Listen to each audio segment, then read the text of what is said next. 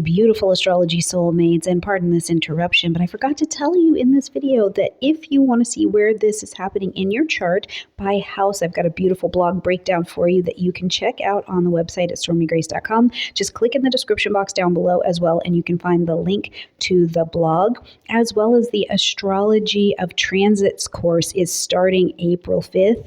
We are just a couple weeks away, so if you're ready to take on transits, and this is a transit, so if you're ready to understand more deeply how this works with your astrology, join in the description box down below. Okay, enjoy your video. Absolutely beautiful astrology soulmates, and welcome to this video where we are going to discuss the upcoming new moon solar eclipse that is a partial eclipse, but it's happening at 9 degrees of Aries. So first things first. First things first. Thanks so much for showing up. Pleasure to have you here. If you're new here, welcome. This is a lovely community. Would love to have you subscribe and hang out with us. We talk about astrology and all sorts of astrological things here. But in the toolkit of what we need to really break down this lunation, first things first is please make sure that you have your natal chart at a minimum so that you can locate exactly where 9 degrees of Aries is at in your particular chart. Now, for those of you who are a little bit more advanced, if you are looking at a solar return chart, a progress chart, a solar arc chart, and you have anything at this 9 degrees of Aries, we want to see where this story is unfolding for you. Because the brilliant thing is that this is Aries energy happening in the sky. And it's an eclipse, right? An eclipse is not just a reset. And it's not just a lunation, it's a pivot point. And as you can see, there's a lot of tea going on. There's a lot to talk about. So we're kind of at this place where we're at a soul level push forward. So I want to talk about exactly what makes this eclipse significant. We're going to start in the past. We're going to move to the present, and then we're also going to jump to the future. So if you don't want to hear about all that, let me give you the end of this reading at the beginning, okay? Basically, what you want to know is that if you're looking at your chart, wherever you're feeling this particular energy, what you're going to be wanting to look at is the fact that this is a fire starter, okay? This is a fire starter. It's a moment of clarity. There is mystery that is coming off the table for you, and if you have the courage to step forward into what it's asking you to do, it's like courage wrapped in stillness. If you can do that, even though the path isn't fully visible, at this particular eclipse over the next 6 months, you will see that something you begin now is going to take a massive shift in direction and start in your favor. There's the end of this reading at the beginning. For the rest of us who want the rest of the astrology, let's jump in. And like I said, I want to start first in the past, okay? So first of all, because the lunation is happening at 9 degrees, 0 minutes of Aries, which is what we can see happening right here on the chart. If that sounds familiar to you, it totally should, because we've seen a similar set of eclipses at this degree. And guess what? They were March 29th of 2006. And then they were again March 29th of 1987. So we have been here. We have seen this. Now, depending on your age, go back to 2006. Go back to 1987, because this moment is echoing a theme from those years. So if you can reflect back, what happened? What ended? What kind of identity shift or knowing yourself started to unfold at that particular time? Because this eclipse was a part of that. Now, this eclipse is also a part of a longer story in the Aries and Libra eclipse cycle and the nodes, right? So first, we want to go back to a really active axis of these eclipses that was unfolding in Aries and Libra between 2013 and 2016. Before that, we were going back to 2004 to 2006.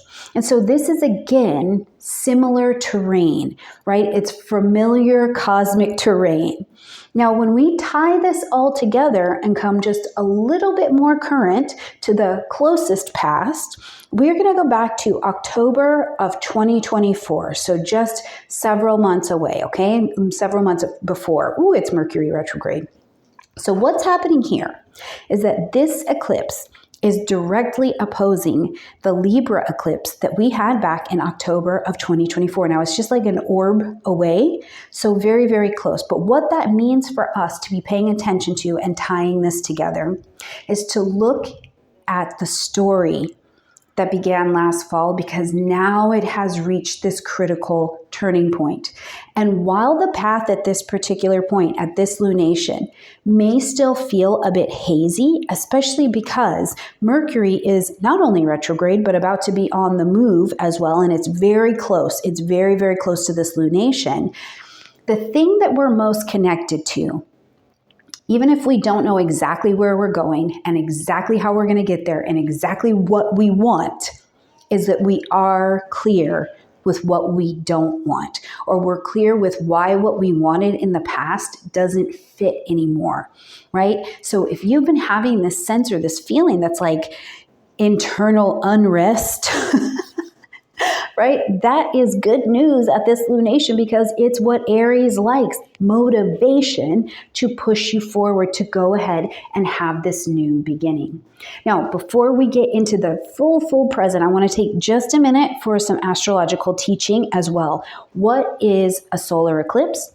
And what does partial mean? So let me go to the drawing board. This is the drawing board. It's my notebook over here by my snack. Okay. So a solar eclipse happens when the moon passes between the earth and the sun. And so it'll block out the light. So here we are. This is us on earth. Okay. And then we have the sun sunning. And then an eclipse comes and the moon passes between these two. So the light, it's blocked, right? We're not getting any of that real goodness. We're not feeling super motivated. Instead, something is being reset because we can't see and access the light, right? And throughout history, they would think that death was on the way, that eclipses spoke of death, right? Today, we think of them as, symbolic deaths or blocking out of the light, blocking out of what we can see. Eclipses bring fated events. They bring course corrections. That's what we know. But we know that they also do it in ways that are really accelerated. They shake things loose and they put us on this new path where it's like, woof, that timeline just got moving really quickly, especially when they fall at particular degrees. And we are definitely seeing that this degree of 9 degrees of Aries has been getting hit over and over and over again. Now, this particular eclipse is a partial. So what this means is we're still here on Earth. Some of us, for those of us that are still here on Earth, welcome. So the sun is still sunning, but it's almost like the moon doesn't block out all of the light. The moon will cover only part of the sun's rays of light for us. So this isn't a total reveal or like a total blackout. It's a partial illumination. So what we get is partial clarity, right? It's more of the threshold moment instead of, oof, I see exactly what I'm going to do, because while it's not blocked, look, we do get a little bit of that sunlight. So we are able to see it. So what it essentially means is that when we're dealing with a partial versus a total, is that you don't have all the answers yet, and that's okay. You're not meant to. We're not meant to have them all, but we were meant to feel a shift starting. And that shift, that feeling is really, really, really real. Okay, so that's what we have going on right here. We see that we've got the sun and the moon together here. This is how we know that it is a new moon solar eclipse, and it's happening at this 9 degrees of Aries because the sun and the moon are together. So whether it's full or it's partial, when the luminaries are together, anything's possible. The sky is going to have a place where we can start and plant our seeds of intention for just about anything we'd like to begin. Now, flashing forward a little bit, this lunation, besides being a part of the eclipse cycle, besides being a part of that Aries Libra cycle, it is a part of, for our future, a 27-month soul lunation cycle that is coming into being. So this is the long game. Okay, and one that's going to be unfolding until 2027. So as you are making your plans, as you are setting your rituals, as you are planting your seeds of intention, I want you to think long game kind of energy. So first things first, we're going to have this new moon solar eclipse happening today. And this is where it's seated. We're planting the seed to begin something fresh here. Again, you may not know exactly what it is, but the timeline will jump because there's going to be just enough light to kick you forward in a pretty dramatic way. Now, as we get to December 27th of this year, this is where we're going to reach this first quarter time. This is where the tension and the drive and action to actually grow and build what it is that you want comes on the table. Now, I'm just going to tell you at the first quarter time, because there's so much future forward mindedness that's coming in and you are about, I'm building this, I need to grow, I need to move forward. People, places, and things often start falling out of our lives like crazy because if they don't match the vibration of what was called in at this new moon time, those things are going to have to move out of the way because you are building a new vibe to stand in, right? Now, when we get down here and we get to September 26th of 2026, we're going to see that we've got a lunation at 3 degrees of Aries, and this is a full moon. So this is going to be where the truth of what you've been trying to get to at this new moon time gets unveiled. Now, first of all, I always treat that full moon time as a chance to celebrate. So right here, in 2025, start planning for that celebration where this can be. You can even use this to plan your life. This is going to be a milestone to check in and celebrate. What did I build? What did I learn? Where have I arrived? Because all of the light in the sky is going to be on. You're going to be able to see where the story changed. And then you're going to need to decide which things get to stay with me or which things do I need to let go of because they don't have purpose on the journey anymore. And it's time to pivot, but commit to continuing down a direction that does still have purpose and value, okay? Now, when we get to June 27th of 2027, right? So we are in the long game. We're going to hit this last quarter time at 5 degrees of Aries. And this is where this story of this lunation is going to find its completion, or it's going to find its evolution. Whatever it is, you're turning away from putting so much of your energy into what this timeline has kicked you into. It's done. It's seated. It's already in there. So something that you can ask yourself as you're going along this journey is, right now, as you're coming to this lunation, what courage wants to rise up in you? Like, what do you feel like? What kind of courage do you feel like it's like, hey, have the courage to say that, have the courage to do that? What courage is drawing up inside of you? But also, because Aries is so much about the identity, what version of yourself is going to be born today? Even if you can't name it, even if you can't name it and fully see it yet, what version of you is going to be born today? Because this is the first page of the new chapter, and the ripples are going to last us all the way through 2027. That is wild to think about it. And I love that that's how astrology works. We follow the cycles. Now, this lunation, talking about that Aries and Libra cycle, this is the final chapter. This is the eclipse that, while it begins this one chapter, is also closing out that other. And we've been navigating this since 2023. It's been about balance. It's been about self and others, courage and compromise, individuality and partnership, right? So over this last year, really over this last 18 months, you might have been asking yourself, who am I outside of what my role is, or what others expect me to be, or even, the identity that I have previously presented? Well, this eclipse is the final call to reclaim your identity, choose yourself in a whole new way, not out of rebellion. This is not out of rebellion. This isn't that FU, revenge body kind of energy, right? But it's from the truth. Here's the new identity that I have. Now, we have some helpers. We've got some aspects. Let's jump into those and see how they support this story of this new beginning. Now, first of all, we see that this new moon, we always want to look for what's, nice and tight and going on here. So we see that this new moon is really close here to Mercury, and Mercury is retrograde. Now, for some people, and typically for me, I'm an orb snob. I give you 5 degrees and then I move on. However, with a lunation and certainly eclipse, we have to scoop up a lot of what is around here. So at this particular new moon, it is for me in conjunction with that Mercury that's retrograde in Aries and just getting ready to slide back into Pisces very well. So the mind is turned a bit more inward. while we have this energy where the timeline is pushing us to leap, we are in reflection before we're leaping. So yeah, you might be feeling a little bit confused right now. You might have the urge to act, but not know how. This is actually not a problem. This is a part of the process. Aries wants to act, and Mercury retrograde says, not yet. In Korean, they say, chonchone, slow down, right? So this is actually mental clarity through a bit of stillness. Let what's stirring in your mind, let what's stirring in your courage, let it simmer. A simmer is still cooking. Aries wants to do something, right? We simmer when we're cooking as well as boil, okay? So let it speak. Let what is welling up speak to you. This is not the time to push, but to listen for what is your truth. And the truth, I think, is most intensely known in you seeing, I just don't like something that I've already had, or I'm uncomfortable with some things from the past and I don't want to bring that forward. That's a really great truth to find out. Now, this Mercury, we cannot miss it.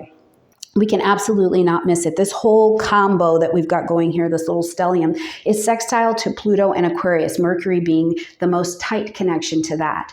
And this is where I think some more of the depth, right? Like it brings us down. I'm doing a squat. You can't see me, but I'm bringing us down. This is where the depth lives, because this aspect brings about not only that mental energy, but its intensity and transformation. Pluto says, let's get honest. Cut the tacos, right? Cut the tacos. Let's build something that's future-proof, but that's honest.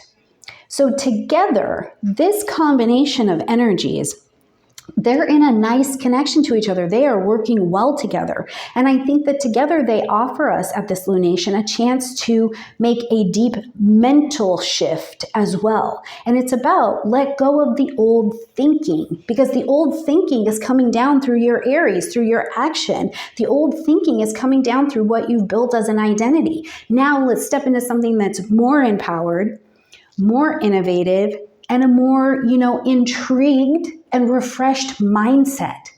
Now, we have also got going this Pisces stellium. These energies, we've been bouncing back and forth between Aries and Pisces, intuition and action. But meanwhile, back at the ranch, we've got this Pisces stellium, Venus, Saturn, North Node, Neptune and Neptune is heading out of Pisces into Aries just a day later, but they're all huddled together in this dreamy, sensitive energy. Neptune is sitting at 29 degrees, the very last degree of the zodiac. So again, I want to take a minute and point out that this is a closing ceremony, a final rinse out of an illusion of a longing, of maybe even spiritual fog that has been going on, right? So it's closing, that's preparing to end. You have seen it, your intuition is sharper, pieces of old stories have been softened and are prepared to fall away. Now, Venus wants to feel and to attract. It wants an ease about things. It wants a less stressful way to feel and be embodied. Saturn wants commitment. It's like, no, I want commitment. I want discipline. I want some steady here. Steady spiritually, right? The North Node is pointing us forward. And Neptune in this mix, right before it leaves camp, is offering us one last vision, a chance to dream and intuit the truth before we act.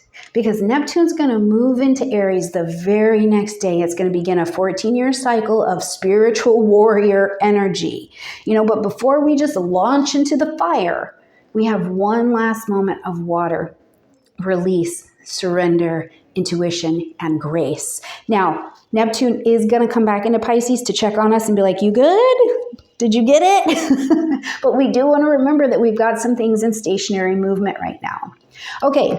Now, we can also see that as we're looking at this chart, we've got Chiron, who's also here in this Aries vibration in this square to Mars. So let's talk about this challenge, because it's like the old identity that you would have had to have taken action, and it would have mostly been out of fear or out of pain. Like you would have been looking at a situation through lenses that were the wound.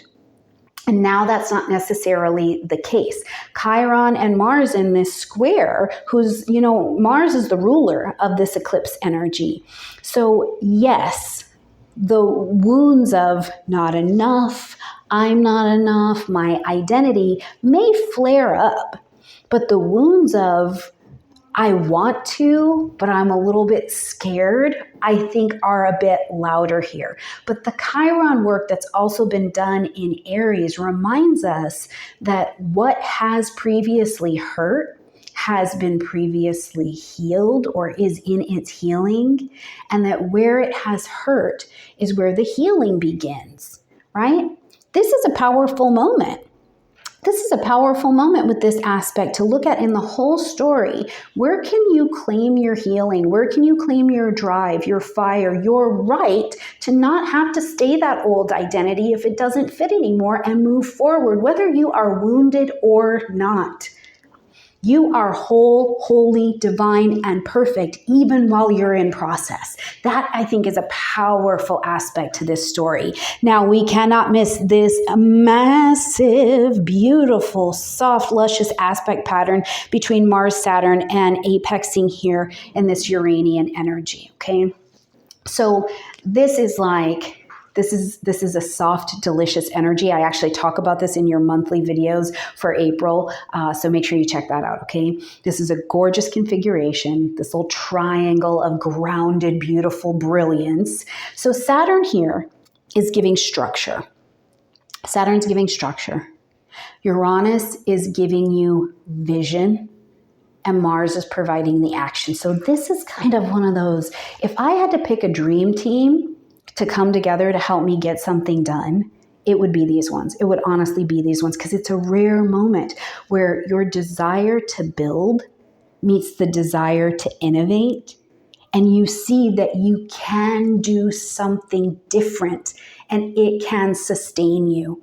You can act with both heart and logic. The head and the heart, that's the longest journey in the world. And now you can do it, and you can begin again on your own terms. And I love that for this lunation.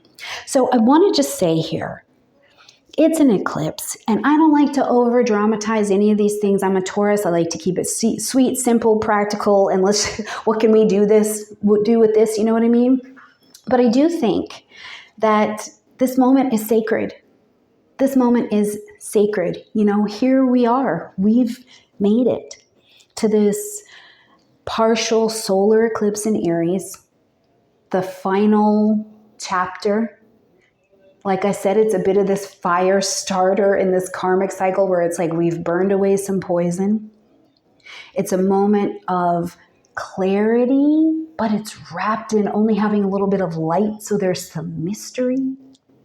And it's a chance to say yes to yourself, even if the path isn't fully visible yet. And that is precious. Now listen, if you're feeling this energy stir in your chart, bring it out. Share with me in the comment section down below. Let's look at it together. What is this lighting up for you, right? And if you want to go deeper into what this really means for you, this is where you want to come closer in with me into the astrology insight sessions. This is where it's private one-on-one. We explore your chart or charts, depending on what that looks like for you. And if you are finding through all of this energy where you have a chance to choose yourself and call to you what you want, that your energy of receiving, of stillness, of softness is stuck, and you would like to begin a new chapter from that, this is where I would love to welcome you to the Venus Reset program. At this particular point that you're seeing it, it is still on sale until April 12th. So let me ask you this, my beautiful friends, and take this into your eclipse journey. When was the last time your belly felt soft, your body felt open and relaxed and empowered, those hips felt juicy? You do not have to fight to be powerful. You do not have to push to be worthy. You are whole, holy, and divine from the moment that you got up. If you did nothing else today, you are perfect. And you can stand tall, but when that Venus energy is blocked, especially in that pelvic bowl, it feels really hard to receive, reclaim that beauty, and be both soft and strong and ready to start a new chapter. So if that's you, come on, let's come together. Let's do this. All right, beautiful friends, I hope that this eclipse guides you home to yourself. And I thank you so much for sharing this moment for me. Like this video, comment, share, subscribe. There are going to be 2 other videos at the end of this one. Click over there because it's the next best place on your journey. All right, beautiful friends, I will see you next time.